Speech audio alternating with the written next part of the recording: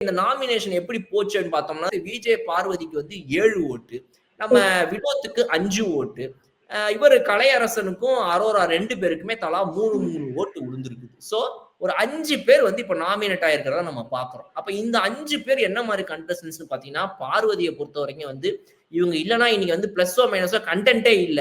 At least ஒரு promo கிடைக்குது, ஒரு சண்டை போறாங்க, முட்டாள்தனமா பண்ணி நம்மள கோவப்படுத்தினாலும் at the end of the day பேசுறதுக்கு ஏதோ 4 விஷயம் இருக்குதேப்பான்ற ஒரு கேரக்டர் இவங்க கண்டிப்பா ஓட்டு போட்டு காப்பாத்தினாலும் வச்சுக்கோங்க. கமருதீன் இருக்காரு, மிகப்பெரிய டேஞ்சர் லைன்ல உட்கார்ந்துட்டு இருக்காரு. பிகாஸ் அவர் பண்ண வேலைகள், அவர் பண்ண சேட்டைகளுக்கு வெளியே கொந்தளிச்சுக்கிட்டு இருக்காங்க, எப்படா தூக்கி வெளியே சொருவலான்னு சொல்லி.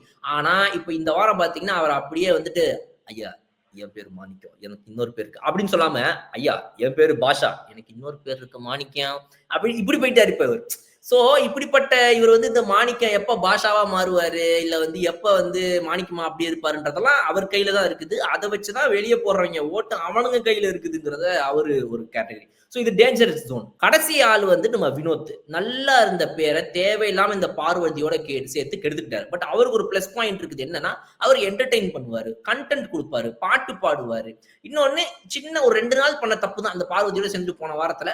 டக்குனு இப்ப மாத்திக்கிட்டாருன்னா எனக்கு தெரிஞ்சு அவரும் தப்பிச்சிருக்கிறதுக்கான வாய்ப்புகள் இருக்கு. சோ எனக்கு தெரிஞ்சு டேஞ்சர்ல யார் இருப்பா அப்படின்னா, ஒண்ணு அரோரா, இன்னொன்னு நம்ம இவர் கலை.